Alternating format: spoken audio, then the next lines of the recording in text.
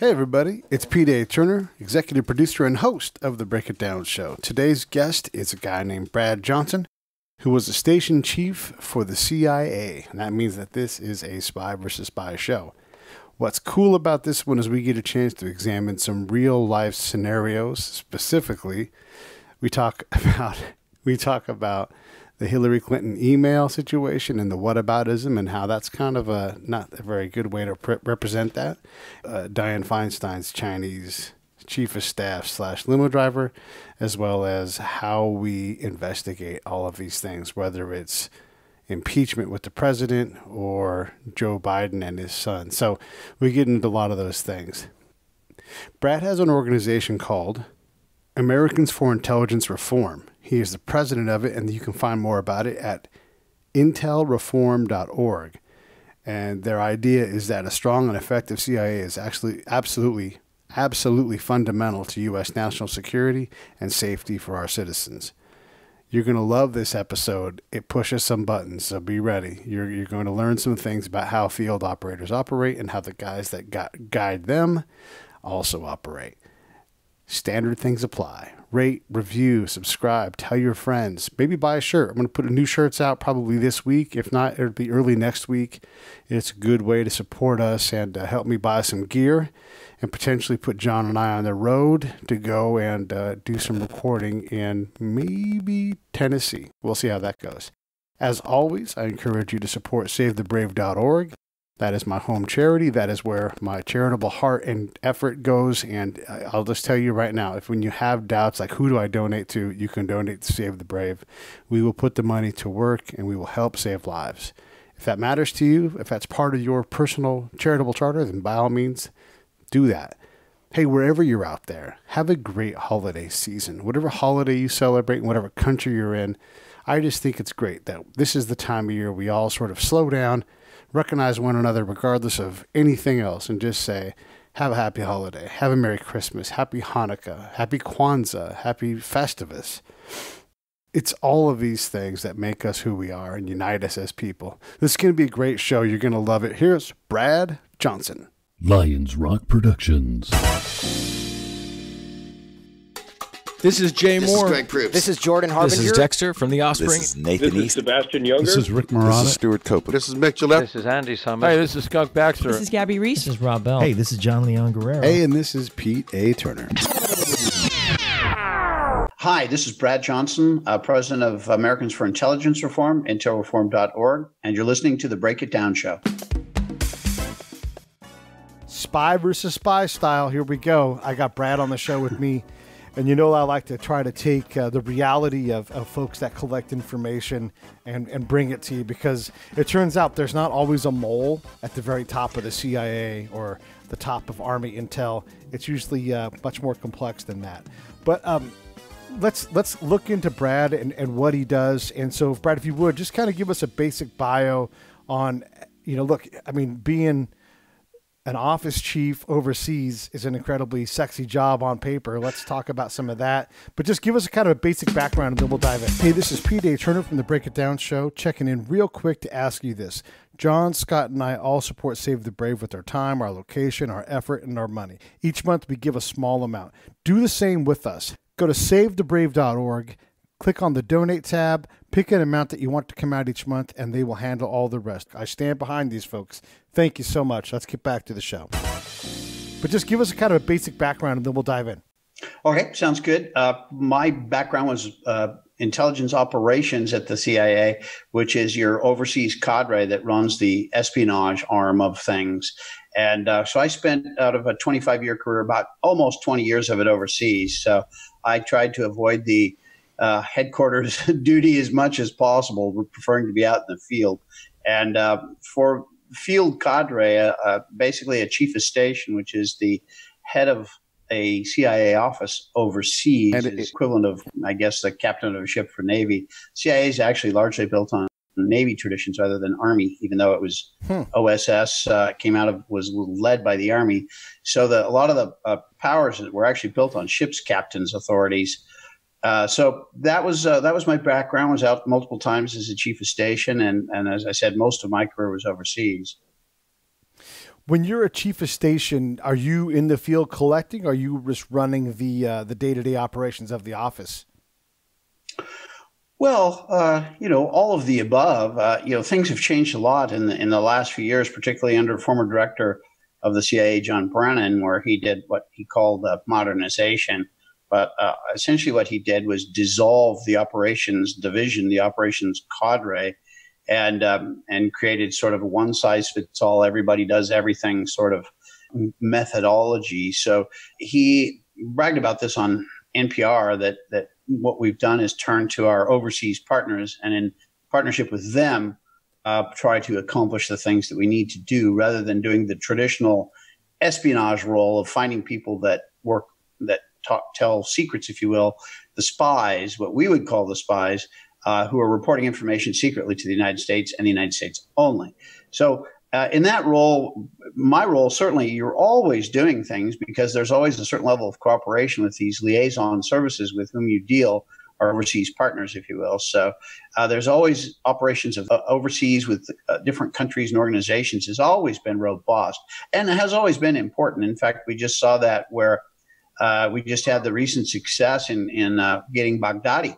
That was done in large part through a liaison relationship, a partnership, overseas foreign partnership with the Kurdish intelligence service. So it can and has succeeded and will continue to succeed in many ways. I guess my gripe, and one of the reasons for the founding of this organization, was because of the disillusion of the operations cadre that runs espionage. And what's done today is really no longer espionage. And again, that was something that John Brennan bragged about, although others have now tried to dissimulate and cover up for that. He did away with that. And the training and the capability, I mean, this is a highly, highly specialized field of endeavor. And OSS learned a lot of those lessons through literally blood, sweat, and tears. A lot of people died along that way, learning the lessons that had to be learned. And then that was all turned over to the CIA, and many of the personnel came over from OSS to you could certainly say it's a continuation. CIA is a continuation of OSS. And a lot of those people came over, and the training and lessons learned were all built upon over the next decades, all of which was just flushed down the toilet and spit on by John Brennan, who just shows his incompetence and lack of understanding and ability to prioritize was demonstrated by this modernization program that he did. Now, some good came out of the modernization program in the technical fields and so on, but everything was overwhelmed by the stupidity of having done away with operations cadre. Whew, man, that is a lot. When folks like Brennan come in and they run the organization, they know how to run organizations. I think Leon Panetta, didn't he run the CIA for a while too? Yes. I mean, how does he compare with someone like Brennan? Leon's not a collector. He wasn't from the IC in general. Does he compare favorably? Well, he's of the same ilk. You essentially, I mean, we're kind of getting into the philosophical realms with some of this, but essentially people who are leftist in philosophy, the Democrats today are very leftist in their philosophy, but socialists here in the United States have always been anti-espionage. And so it's always been something that they've undertaken to sort of damage or do in without recognition of just how precisely important that is in the scheme of things for national security. You take away our information and you're so badly damaging us by the risk that's out there. If we had had a well-organized, fully robust intelligence collection program, I think it's realistic to suspect that we could have stopped 9/11, for example, where we were making more active efforts to penetrate all of these organizations that are enemies of the United States. So, and if you look back in history, after the fall of the wall and where the Soviet Union essentially disintegrated, there were congressmen, Democrats, of course, who called for the dissolution of the CIA. So it's always been something they've sort of been after, and it's specific to the espionage end of things. They just don't like it philosophically, where the conservatives and generally the Republicans, but more kind of the conservatives and the national security people tend to just be more readily understanding of the need for good espionage because of the value of the information it provides that impacts U.S. national security. So it's just one of those things. It's kind of a philosophical thing. So former leaders that were picked by Republican presidents tended to do a better job, and the ones picked by the Democratic presidents tended to do a poorer job because of their philosophical commitment.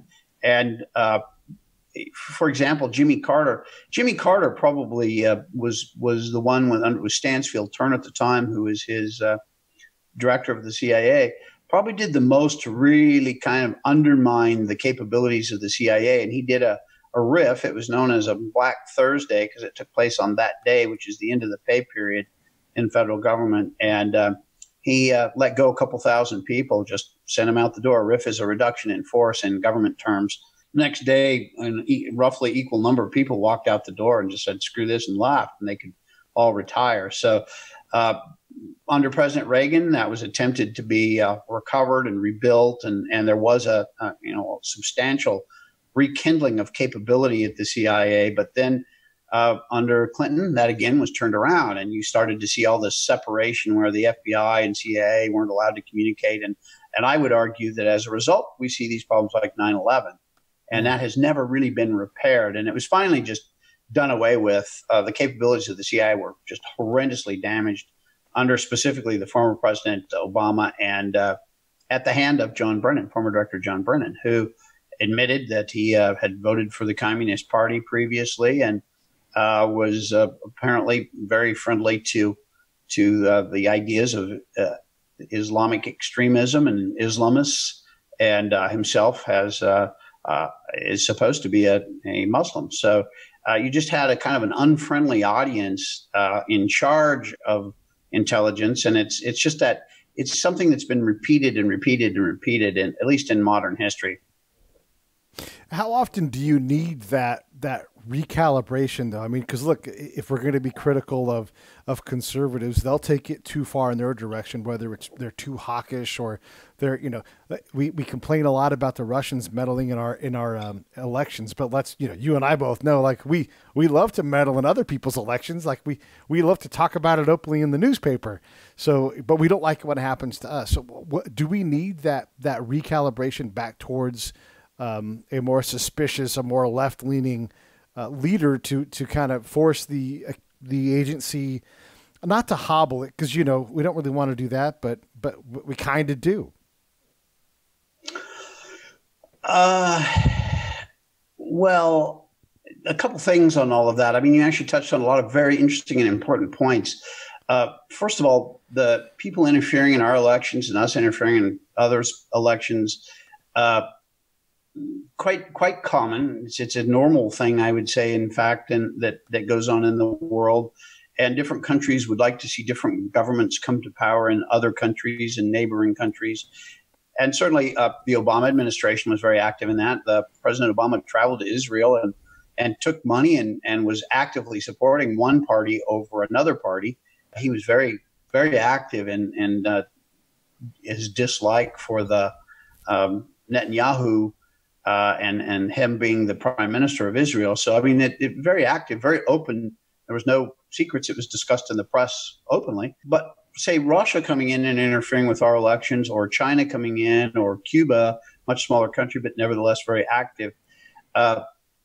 They all have always done that. Following World War II, everybody's been doing it all this time. And there's many defectors that have come out through the years and written books about it. You can go back and look and see what they've done. They've all been very active trying to find people that would support their perspective in the press. And they've been active at that for, the last 70, 80 years. So they've had a lot of successes. And so we see a lot of what I would consider enemy propaganda be, picked up and used and printed or reported on in the U.S. press. It's quite common. So they're doing influence, but now this has all changed and we've kind of come to a new page. What happened is the United States legalized and codified actually legally interfering with U.S. elections and U.S. policy, the formation of U.S. policy. That's why when I saw the original report that Russia had supposedly interfered with U.S. elections and had somehow been cooperating with Trump and the Trump campaign, I knew that was all false instantly. and very easy to know for anyone who has, who kind of understands the situation. You instantly know that it was all completely made up. The reason is how this system got codified. It's called lobbying. It is perfectly legal for Russia to spend millions of dollars a month, which they do here in the United States, to pursue policies that are in their interests, which they do. So does China, and so does any other country in the world that has enough money to do that. And millions of dollars are spent here in the Washington, D.C. area on K Street getting these lobbyists to try and influence policy. So it's been legalized. So why on earth would Russia ever try to recruit somebody in the Trump campaign, and something that would be difficult to control, difficult to keep secret, be extraordinarily expensive, when it's far cheaper just to do it legally through a lobbyist? So it just made no sense from the very get-go. So, I mean, I would say our problem today is that we've legalized it. And China and Russia and India and whoever wants to is taking full advantage of it. So if you want to address that issue, there's the place. And, to everybody here in D.C. knows it, everybody in the Capitol, Senate, and Congress, they all know that that's the case, but yet it doesn't get talked about publicly. So it's just one of those little quirks of the Washington, D.C. establishment. Yeah, I mean, a lot of the things that are important in terms of these big decisions, seating a Supreme Court justice, that became a political, partisan shit show where nobody got what they want. We didn't get to understand who Brett Kavanaugh was, if he should or shouldn't be a justice. We got to see people grandstanding on the stage instead of focusing on, the very important task of giving someone a lifetime seat on one of the three branches of our government. And it's, now we have this impeachment thing. And right or wrong, if the president did something wrong, let's do it. Let's openly hear it. Let's have the case out, call witnesses, let him stand in front of his accusers, call witnesses, and let's get through it and see what the evidence is. But look, as a fellow collector, as a guy who's gone out and done things, I don't see evidence that I would be confident. I don't have all the reports and everything, but I don't see evidence there that this has actually happened. I understand folks that are upset about it and don't want quid pro quo, but are we now torpedoing the entire election because of a partisan thing? Trying to do that, because if the president has to go down, then doesn't also Joe Biden have to go down? And then isn't that the president's job? Like if someone's using their political office to gather favor with personal favor with another government, there's a real problem there. I would like to know the answers to both of these things, I suppose. I think it's actually fairly straightforward. I don't find anything to be too tricky. It's misreported and manipulated purposefully for political goals. But if you just sit back and look at the actual facts, you have Hunter Biden, who is a drug addict, emotionally very unstable. Just, for example, his brother dies, he divorces his wife, marries his brother's widow, divorces her, and marries some girl, divorces her, then marries some other girl he just barely met. So you've got this emotionally unstable former drug addict who has zero experience in the energy industry and suddenly gets hired to be on the board to the tune of $83,000 a month. Now, they're not going to do that out of their goodness of their heart. They're doing it for a reason. And we know that for sure some of that reason included access to the vice president, because we've seen the photographs being reported where the two top executives at this energy company, Hunter and Joe Biden, were all playing golf together. So we know those conversations took place. Then the other half of that, suddenly Joe Biden goes to Ukraine and tells Ukraine, fire this prosecutor that's investigating the company where my son gets paid $83,000 a month, or we're withholding this aid. So, I mean, that's all facts that all of them have admitted to. There is zero question in there of interpretation. It's Hunter Biden has talked about all of these facts. The photographs have come up of the meetings. Joe Biden himself talked about insisting that prosecutor be fired, and that he was the one investigating the company where his son worked. So all of that is basic facts. So President Trump is responsible to go after corruption, especially at that level, and just so blatantly corrupt. So he was absolutely within his duty to have done that. Now, but I don't think that's the essence of what we see happening with this Eric Ciaramella guy. I think that what happened with him is not so much to target President Trump, although that's a secondary goal and kind of cream on the side, if you will, and to let them kind of bring up the same sort of argument that, oh, yeah, Trump is corrupt. They tried the quid pro quo, got rid of that, and now they're calling it corruption, I think, is the term that's now it. And each time they just try something new to see what sticks, and when nothing sticks, they move on to the next one. But if you look at Eric Ciaramella, he was somebody that in college was a protester, speaks Arabic, very pro Islamic radicals, and was at a demonstration in the streets supporting a radical professor who was, a Islamic extremist. He got picked up then by the CIA and was just skyrocketed to the top with John Brennan. Brennan then, with the Obama administration, put him at the National Security Council, which is the White House.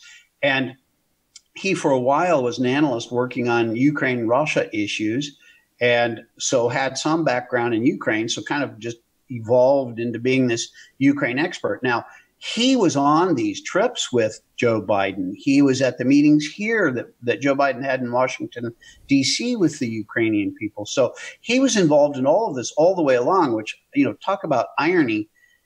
Joe Biden's son gets the payoff, which it looks like that. Joe Biden, does the deed and gets this guy fired. And this Ciaramella doesn't look at that as something he needs to report. But Trump asks to have this clearly questionable act investigated, and that's what he reports as a whistleblower. I mean, the irony of that is just astounding. So this guy is connected back into that, formerly worked for Joe Biden, formerly worked for the Obama White House, close associate of John Brennan. And all of this stuff always seems to lead back to John Brennan. All of the stuff that we saw overseas with the Italians being involved with putting this case together that was used to get the FISA warrant, all of these connections. Every time something new comes up, there's always a connection to John Brennan. So my personal theory on it is that when all this comes out, when all of it surfaces, a lot of the roads are going to just simply lead back to John Brennan as having been the spider at the center of the web. Okay. Man, so many things to ask about. Let me just start with some real ground truth basic stuff. As a station boss, one of your clandestine operators comes up and says, "I've got a source who basically, and we'll use the whistleblower as a source, but he describes this person to you in a dossier form like they didn't hear directly what they said, but there could be something here. This person seems like they've got exploitable information." Is that, for me, if I'm running a CI team on my end, I'm like, can we find somebody better? Can you cooperate? I want to triangulate the information I've got. There's no question whatsoever. Okay. I mean, and this whistleblower information had precisely that done to it. It was moved up the chain, if you will, chain of command, and was turned over to DOJ. DOJ took a look at it and go, what the heck is this? This is useless. And so nothing went forward from that point. And that is when the information came out that Schiff, who's running the committee doing the investigation, Adam Schiff, was coordinating with Ciaramella. And once that surfaced, that's when Ciaramella kind of disappeared. But once Adam Schiff saw that this was going nowhere, stepped in, coordinated directly with the so-called whistleblower, and that's how it all took off and became public. Now, and then Adam Schiff was initially saying, this guy has to come testify. We're going to put him out here in front of everybody. Once the news surfaced that he had previously coordinated with Eric Ciaramella, then that ended. Then he didn't want that, apparently, to come out. And so now this guy has to be protected at all costs, et cetera, et cetera. Even though his name has been bandied about for weeks, everybody knows who it is. A lot of the mainstream media, they mention his name, but they hesitate to confirm it was him. Even though it's been confirmed by many, many other sources and reported on by lots of other people, they're still hesitant. Okay, so, and I'm not a political guy, but these are the things that bug me because people like us have to go out and dig through what these things are in real time and in situations that are extremely dangerous, quite often to everybody involved. So let me back up real quick. It seems like we can't get a straightforward investigation on anybody working at the very top of the federal government. And I'm pointing my finger right now squarely at Secretary Clinton. because, look, this is what I understand about top secret SCI. It doesn't belong on a server outside of a closed network. That's very specific. Everybody knows the rules. And one of the fail safes is that if you don't know the rules, you're still guilty. So when you come forward and you say, I didn't care for this information, I admit it and I take responsibility, and then there's no conviction of anybody. How do I take anything, any of those folks, regardless of party, how do I take any of them seriously? I couldn't agree with you more. I think that's a fabulous and extremely important point. And let's go back and look at some of the basic facts on this one.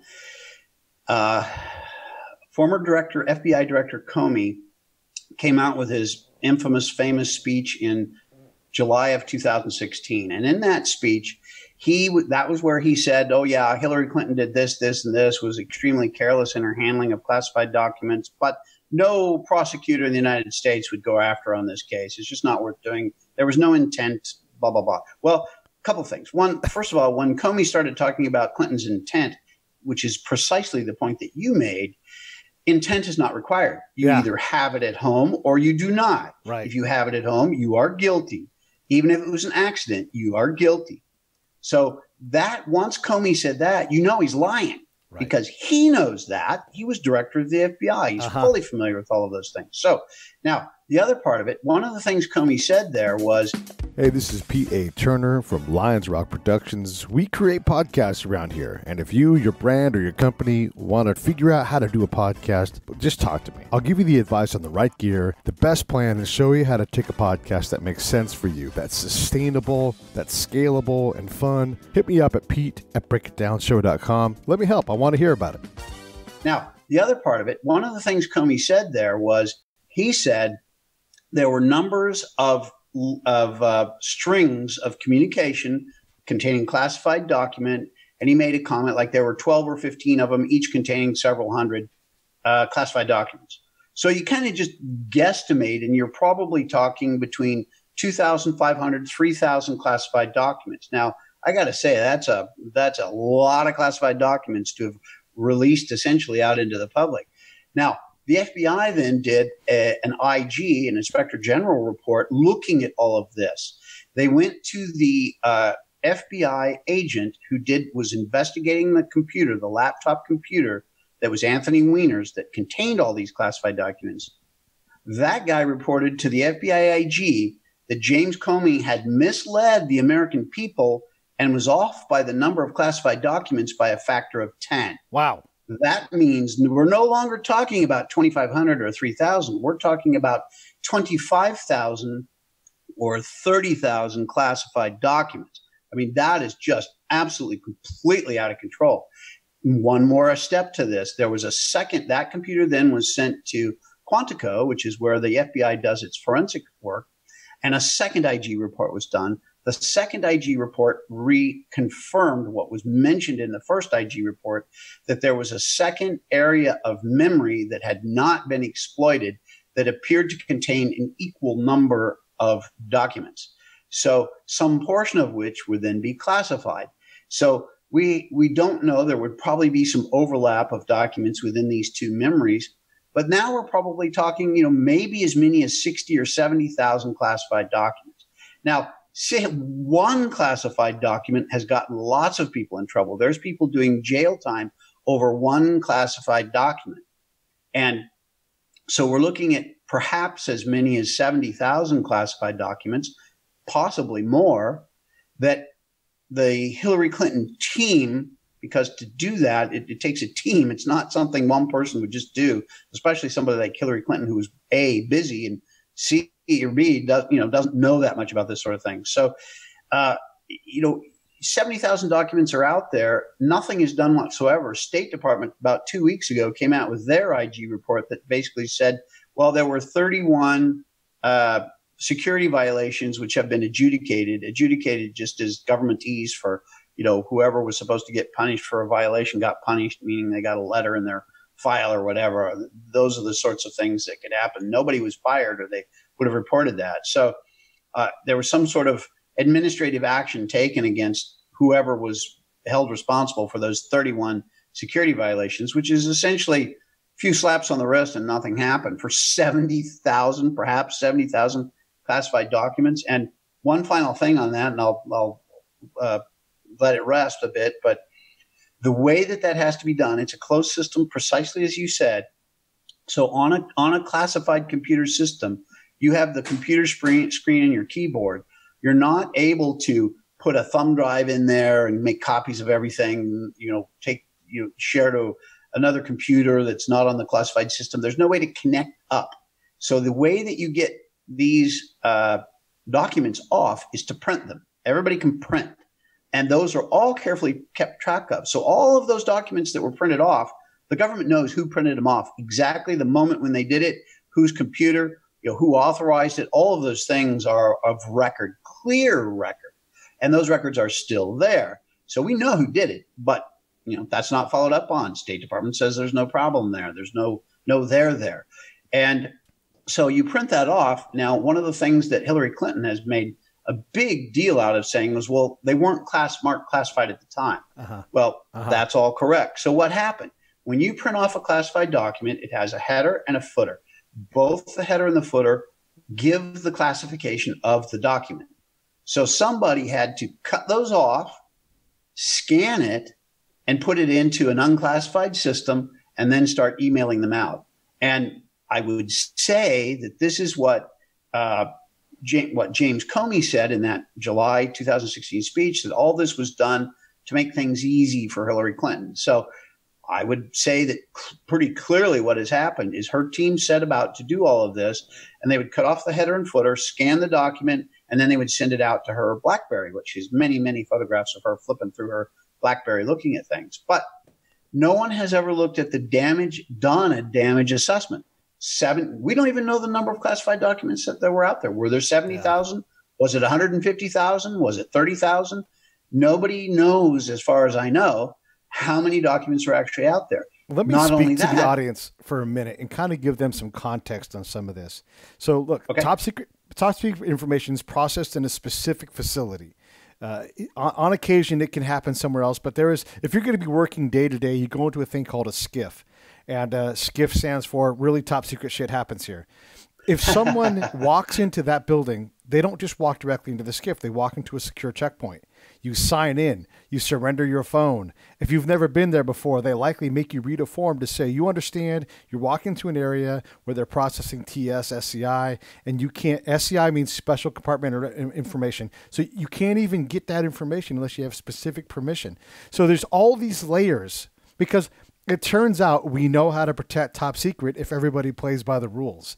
And so just like Brad is saying, all of these things are laid out. Everybody knows that. You know that not only is it your job, it's your money, it's your freedom, all on the line if you screw this up. So you always err on the side of, hey, even to the point where you have to self-report your own security violation. And if you don't, that is a crime. So you walk into this space, you've got a closed system. Just like Brad said, you cannot get that thing off. If you put a thumb drive into the computer, assuming it still has a thumb drive port, here's what happens. An alert goes over to the person that runs that part of the computer system. Someone gets up and they walk over and the trouble starts right there.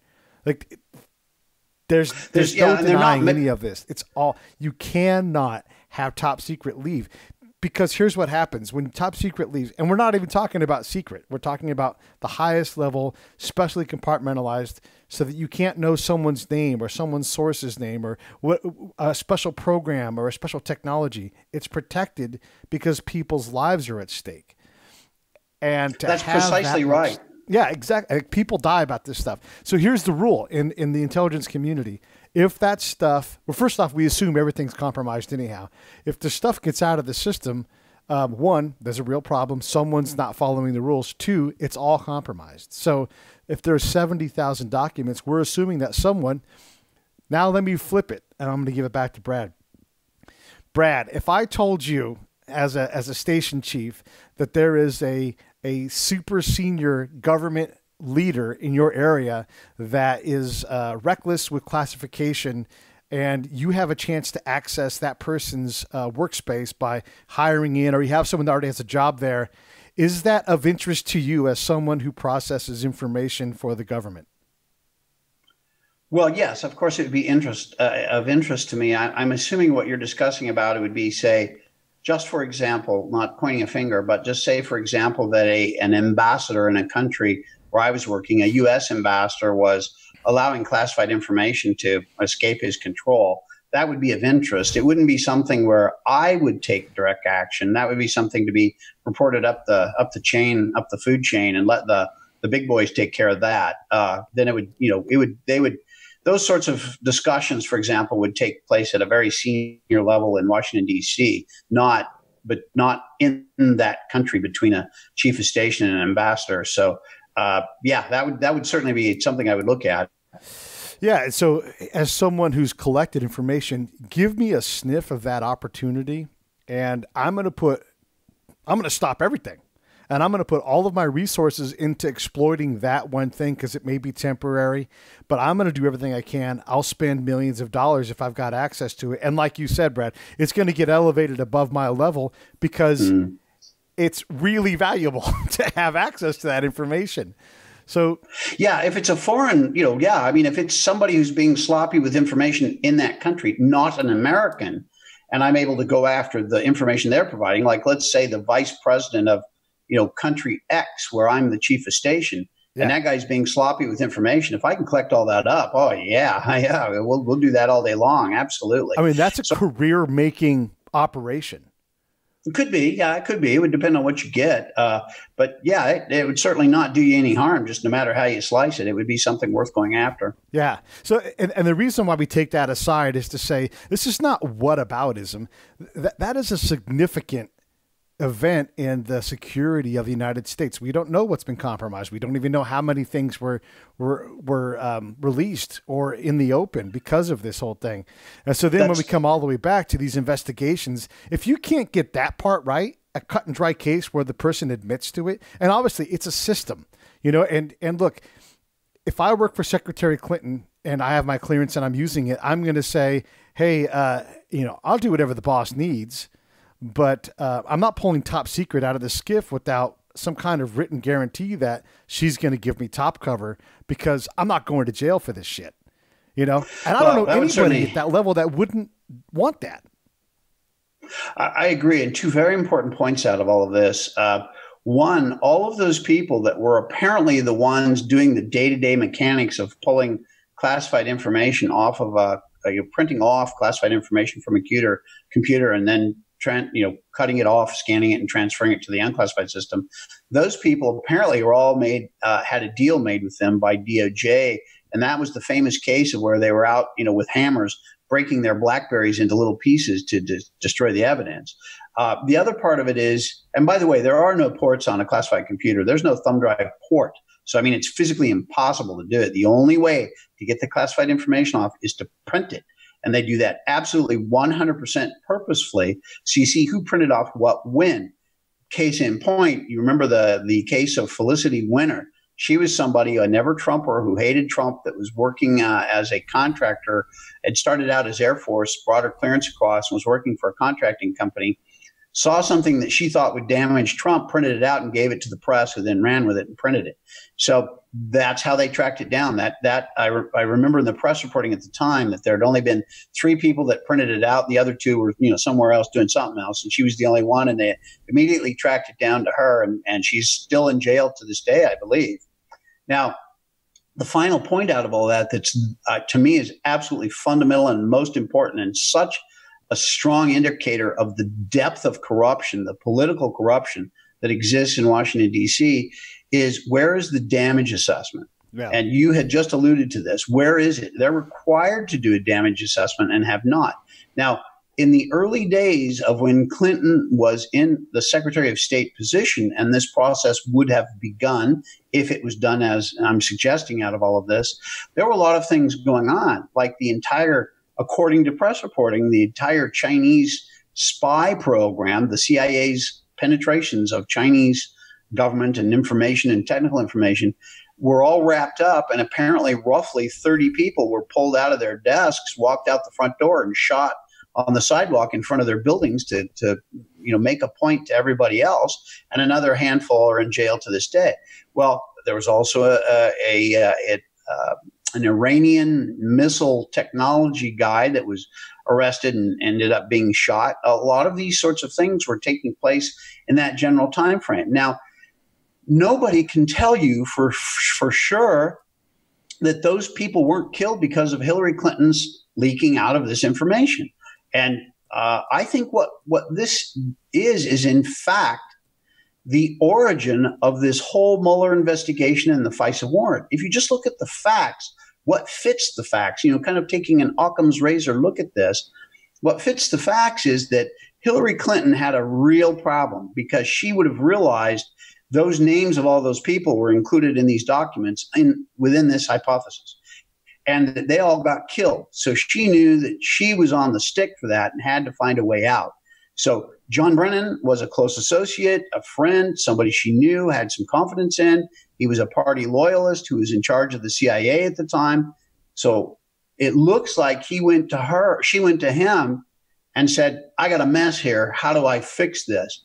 And part of it is the reason I kind of suggest that as what has actually gone on is based on the timing. If you look back when the Steele dossier was created and paid for by the Hillary Clinton campaign, thus indicating she's the origin of all of this, it was done before Trump was even the candidate for president for the Republican Party. Nobody thought he was even going to win the Republican nomination. So this was all prepared to target someone, whoever the Republican candidate was going to turn out to be, and they didn't think that person would win. Everybody thought Hillary Clinton was going to win. Most of the people I know thought that.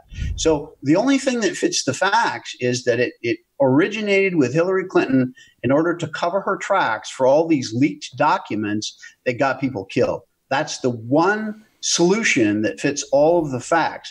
And this whole Mueller investigation, trying to get Trump and all of that, is a desperate,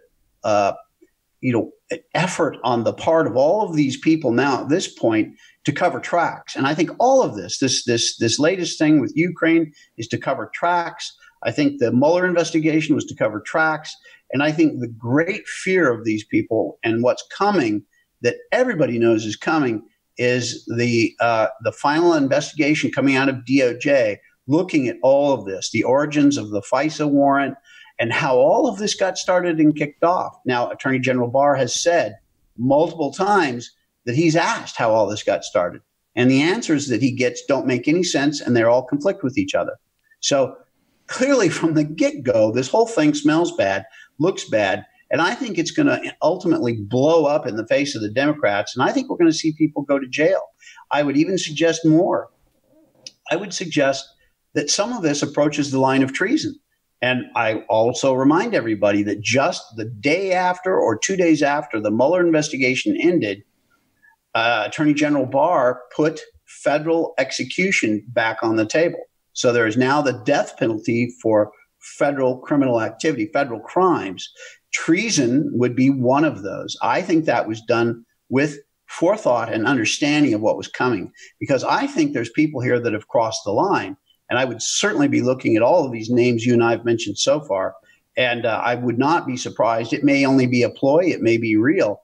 But I would not be surprised. And I guarantee you, none of these people, if they're guilty of all these things we're talking about, not a one of them is going to stand up to the threat of the death penalty. They're going to give them everything they know to have that taken off the table. So I think that was why that was put on the table originally by Barr, because he saw it coming. Let me ask you this. You talked about a lot of this stuff weaving together. And and again, this is not whataboutism. This is a significant crime, right? And we have to take it like that. When I first got into the Army and was going to become a counterintelligence agent, the commander that I had, I don't remember who the person was, just a basic thing, but he came in and said, you're about to become counterintelligence agents. You're going to be federal, badged and credentialed people. Like, you've got a serious job. And you need to set your meter to being above reproach. And that means that, you don't put yourself in compromising situations. I know not everybody lives their life that way. I certainly don't live my life that way anymore. But when I had a clearance, I certainly did. What I wouldn't do is go onto the Attorney General's airplane in a private, unscheduled meeting, you know, as a former president on the day my wife is being interviewed about this whole thing, and expect anybody to believe that, oh, they were just talking about kids. You don't put yourself in that situation, because I don't believe it. It's just like if you and I were to go walk around as intelligence professionals, forget that. As college kids in Iran in the hills, we're spies. When you go do spy shit, when you go do illegal shit, that's what it looks like. And my question to you is does this go all the way to the boss? And I'm not trying to throw President Obama under the bus, but when there's this much stuff and there's this much work to get out of the way of it, I have to feel like it's not unreasonable to say, how much was President Obama involved in this? How much did he know? Because here's what I'll tell you, as a guy that's worked in Intel, we all have a sense for what is and isn't classified. And if it doesn't have a portion marking or a header like you talked about, that doesn't make it not classified. Again, that's you don't correct. Get to go, oh, because that's just not how this stuff works. You go, whoa, why is this on my desk? This has got president's intent in it. This is at least secret. You know, and if not, I need to get up and go make sure, like, hey, this showed up on my desk. It's not portion marked. It's not classified as far as what I'm seeing, but this seems like this should be protected information. And you go to the person whose job literally is to say yes, no on these cases. And so, Brad, what are the odds that this actually touches the president and there's culpability? And a lot of this is done just to kind of like go, hey, let's protect the entire government. Let's not tear this thing down because of this one thing. Let's clean it up and then just kind of look the other way and say, not too many harms, not too many fouls, all is good, go forward. Well, I think that's certainly the attitude that we've seen so far. I think that's State Department's attitude. There's just no question. They know the gravity of everything that was done. And I think the powers that be there, which ultimately has to rest with Mike Pompeo, Secretary of State, who was a Trump appointment as Secretary of State. I just don't know how it must have gone to his level to be looked at, but they understand this. They know all these things you and I have talked about have been true. Whether it goes to the President of the United States, former President of the United States, Obama, I go back and forth. Now, previously, there were a lot of people looking at this, and the way they analyzed it was that Obama knew. And I would say that's kind of the most common conclusion out of this, that Obama was directly involved. Previous to that, to a recent statement by James Clapper, former head of national security, I would have said no. And the reason is because I think all this was spearheaded by Hillary Clinton. And now it would have been things that people would have bounced off Obama. But I do believe that that the person driving the train, the impetus for all of this was Hillary Clinton. And she was acting through John Brennan. So say John Brennan everybody thought Hillary Clinton was going to be the next president of the United States. Everybody. And so he would have automatically kind of gone along with whatever she wanted. Plus, he's a believer in that, doing those sorts of things anyway. And, he would have looked at it and said, okay, 8 more years as director of the CIA. Great. I can keep doing all the stuff I'm doing. Now, at some point, that would have had to have been bounced off of Obama, and people would have been telling him. James Clapper came out in an interview, maybe a month ago now, and said everything they did was approved by President Obama. So I'm thinking that was more or less the way this was, and that Hillary Clinton was driving the bus, and yet Obama was informed of what was happening and who was doing what and why and all of that, and allowed it to go forward at the very least. So I would not be surprised if all this plays out in an honest fashion, which I don't think there's a guarantee of that yet, although it looks like it's going to go forward that way. If it does go forward in an honest fashion and the truth is brought out and the guilty are convicted, I don't think Obama will be directly involved. And that's the reason why, is that the orders didn't originate and come from him. He would have, said, yeah, okay, I know what you're doing, but, fine. And he closed his eyes to it. But I don't think that level of involvement to go after a president of the United States is sufficient. So I think Attorney General Barr, for example, would look at that situation and go, okay, well, we've got Hillary forward through everybody else that was involved, the John Brennans, the James Clapper, the Jim Comey, the FBI, CIA, NSC, all these guys are the type of people that were directly involved and therefore the ones that we're going to go after legally. Where Obama, I may be wrong. All this remains to be seen, but I just don't think that he was all that directly involved. Made aware, but not directly involved. So I think that'll be the line that's where the cutoff is. And I don't think that if this goes forward, they're going to look back at this and say, oh, no, President Obama ordered this from the get-go. It's his idea, all of those sorts of things. I don't think that's ever going to appear. You know, it's funny. I mean, and this has been a great conversation because this is when people say "what about," it's just they don't know all of these things. Yeah, what about the systematic disregard for people's lives? You know, yes. Let's just, is that important to you? And if it's not, cool. Then we'll just go forward on that assumption. But all of these things, you know, when the government, and this is why I think as a nation, we're sort of leery of the CIA and the FBI having too much power. I mean, here's Comey, who clearly knows he has to go sit in front of the nation and lie to you and me. And maybe he doesn't lie to the Joe person and the person that loves Secretary Clinton, but he lied to you and I. We knew it. We heard him say, like, what? Like, how can this? How can I take you guys seriously if you're going to put people in jail for significantly less and call them traitors and everything else? I mean, I struggle with this mightily because, look, the president gets to make a lot of the rules. You know, like when President Trump, I forget who it was, maybe it was Jared Kushner. He's like, you've got a clearance. He gets to do that. He gets to go, yeah, give that guy whatever he needs. It helps me do my job. And then it becomes a political thing where, of course, he can do that. He's the boss. He holds the culpability of whatever happens. And even then he gets to go, so what? He's fired. He's out of here, whatever. So it does get weird at the presidential level. But, man, it's, again, as a collector, I would be licking my chops to get after representatives and senators because they're so desperate. I think I could exploit that stuff if I had nefarious intent or noble intent, depending on your point of view and which country you're from. But they just seem so exploitable, Brad, when they get into this position of trying to protect themselves. All I need is a crack and I can get in there and start to pull really high-end information out of that crack. I agree, and these things just aren't ever looked at. Out of all this mess, I wouldn't be surprised if the House and Senate are kind of left alone, even if they're fairly guilty in having been involved in some of the aspects of this. I mean, just look at the track record on it. I mean, and you'll, speaking of licking your chops as an intelligence officer, you'll enjoy this one.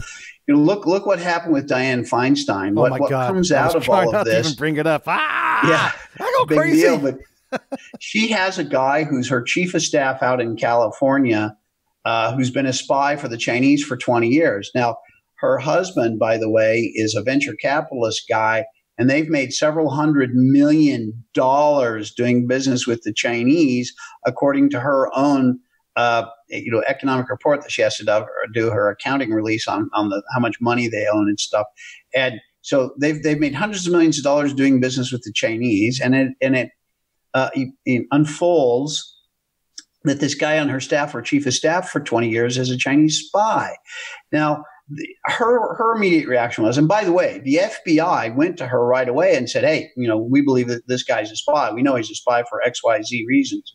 Now, in the Trump case, which you're required to do by law, and in the Trump case, if there was somebody on Trump's staff who was working with the Russians, they were also obligated by law to go to President Trump and tell him, and they did not. That's one of the other issues that's going to bite them in the rear when all this is said and done, if it all comes to the light of day.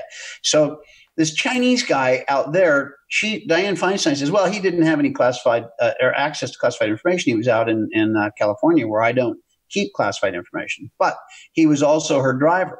So what do you do if you're sitting in the back seat of a car riding around, you make all your phone calls. So he's hearing all of this sort of stuff. Yeah. What's the other thing he does as your chief of office out there? What is she mainly doing in her office? And that is collecting money for the next election. So all of her donor information is in this guy's hands. So prove to me that some of those donors weren't sent to her by the Chinese government and that they weren't the ones financing her elections. Yeah. Prove that didn't happen. And if I were the Chinese intelligence officer running this, that would have been one of the very first things I would have done. The second thing I would have done is, damn well, a lot of the people that get hired into her office in D.C. originated in California, where she's a senator. And who would have put them in the pipeline to get those jobs? Her chief of staff out in California, the Chinese spy. So how many guys over a 20-year period, guys or gals, did that guy get jobs in Washington, D.C. that are also Chinese spies? And those guys would also spin off. It's kind of a musical chair things on the Hill. Those staff jobs are not super well paid. So a guy will go in as a staff position in one place. He'll get a little bit better job someplace else and go to it. And they all jump around. So he could have sent in 30, 40, 50 who knows how many Chinese spies into the system, and who knows how many offices those guys are working in now. Where is the damage assessment on this? And it's nowhere. Nobody's even talking about it. No, I haven't heard a single person mention it besides myself at all. Yeah. Where is it? I mean, how can this be allowed to stand as is? It's just unconscionable. It really is. National security has been flushed down the toilet. Yeah. No. And listen, the Chinese have the biggest collection force in the world. I mean, everybody's tasked with something. Again, as someone looking to gather information, you're running an office bureau and you've got access to a senator because the driver's there.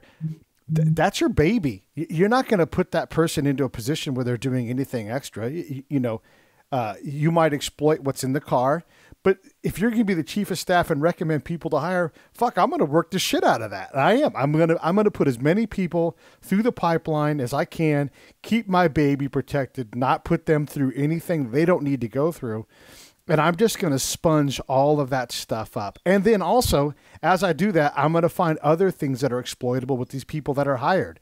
When they have their character flaws, again, because they're not above reproach. And I'm going to be like, there is a point of leverage. There's an exploitable point. Here's these documents. Now I can go and start an operation in a completely different area because this one piece of information unlocks a whole new avenue. And this stuff spiderwebs out. I'm not telling Brad, I'm telling the audience.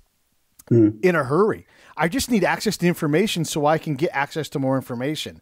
And access is the key. If you've got placement and access, now it's just left to my creativity on how bad I fuck you every single time. So maybe nothing happened, but this guy here on this end who's collected stuff from evil people, let me tell you something.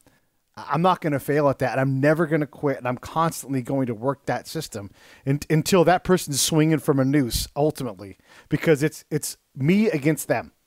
And I will get what I need out of that. That is my job. That's why I exist. I would say there's zero chance that nothing happened. I mean, the Chinese intelligence service have professionally trained and experienced people, and you're not going to put your first tour junior officer in charge of a case like this one. It's going to be an experienced operator who knows how to exploit cases.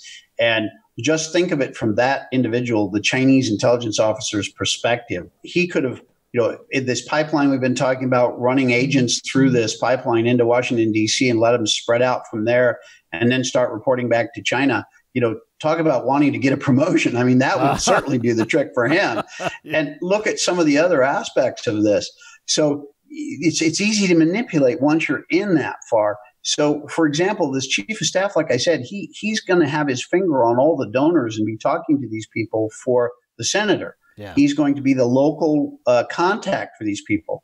So the husband, who's the venture capitalist guy who's making hundreds of millions of dollars, he has some company that's doing business, a form of business where the United States is pushing back against China on that.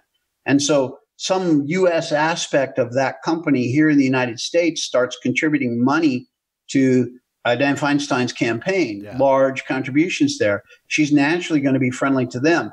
The husband then starts being able to get a piece of that pie doing business and is able to make 10 or $20 million out of the deal. Again, you have a very friendly family operation where they're making millions of dollars, and Dianne Feinstein's getting money into her campaign. Now, what happens? That means China owns her vote, at least on that issue. They own her vote. So that would have been another thing. I guarantee you that would have got that intelligence officer, Chinese intelligence officer, promoted. And that's no-brainer stuff. This is junior officer level decisions to figure this stuff out. It doesn't take a lot of sophistication. Everybody involved on the Chinese end of it would have been talking about, okay, which one do we do first, not whether we do them or not. And the list would have been longer. There are a lot of other things that are far more sophisticated that could have been done successfully to manipulate the situation in the favor of the Chinese. And that includes starting to stretch out, going to other senators, maybe from California and congressmen. All of that needs to be looked at. And I hate to be a broken record on this, but where is the damage assessment? Where is it? And it's not being done. And that's, again, and it's just, let me ask sad. You this. Again, as a station chief, if one of your guys or one of your people came up to you and said, I have got the chief of staff who also drives the car for not just a senator, but a senior senator who I believe sits on the intelligence committee. Are you interested in that? Is there a sweeter prize than that? I don't think they get any sweeter other than maybe, someone inside the Oval Office with similar access. Well, that would have had to, has to always, the way we're organized in the United States and the divisions between the different agencies, that has to end up in the arms of the FBI. So that would be the automatic thing. Me as chief of station, if I came across something like that where somehow I knew that there was a spy on the staff of a congressman or a senator, the agency would have kind of washed its hands of it pretty quickly. They would have gotten everything we can get and just start turning it over as quickly as we can to the FBI. Probably the FBI has offices overseas too. They're the legal attaché office, LEGAT for short is what we call it. There would be FBI people there. Probably we would start at Washington, D.C., and word would come down. They would either send out a special TD wire to handle this, or they would have talked about their special agent in charge of the FBI office, the LEGAT's office, and maybe called him back to D.C. to talk about how to handle all this. And it would have been coordinated somehow in that fashion, but it would always end up in FBI hands from the get-go. Yeah, and I guess the ultimate thing I'd want to illustrate with this for the audience is that this one person is so important to your adversary's efforts. There will be an entire staff hired out specifically. Like you said, they'll be TDY'd in. And if it continues to go, ultimately, they get permanently assigned. And there might be 20, 25, 30, there might be 100 people working on the opposite end of this thing, just focused on this one aspect because it's so valuable. You will spend millions of dollars in future retirement for your Chinese employees. There'll be so many resources thrown at this as long as it's a viable operation. To just say, oh, nothing happened, it ignores how valuable this is. And then first off, how the fuck did this happen in the first place? Well, that's an excellent question that in a damage assessment would be, revealed to us all how this whole thing got started. But you're absolutely right. I mean, the FBI for these sorts of things, something that high level, I mean, depending on what facts they start to see as they get into it, the question is not, can they get the resources to throw at the problem? I mean, they'll bring people they do this on big cases. They'll bring people in from other offices. If FBI headquarters can't take care of it, they'll automatically draw from the Washington Bureau office and start bringing in people from other offices, Philadelphia or wherever, and they'll draw them all in from Atlanta, out from the West Coast, LA, whatever they have to do. If they have to put together 500 people, I guarantee you the FBI is going to put together 500 people. Yeah, I mean, that's exactly right. Whatever it takes. And I literally mean whatever it takes. They're going to make it happen. And listen, Brad, this is a great conversation. One of my favorite Spy versus Spy episodes because we just got these realities for guys like us. This is what we want. We want these opportunities. We want there to be chaos in the senior level of the government so that we can gain access to these things as an adversary, someone trying to, even a friend, we'll just say Great Britain. They see this and they're like, oh, great, we can find more things out. Like everybody's collecting on everybody.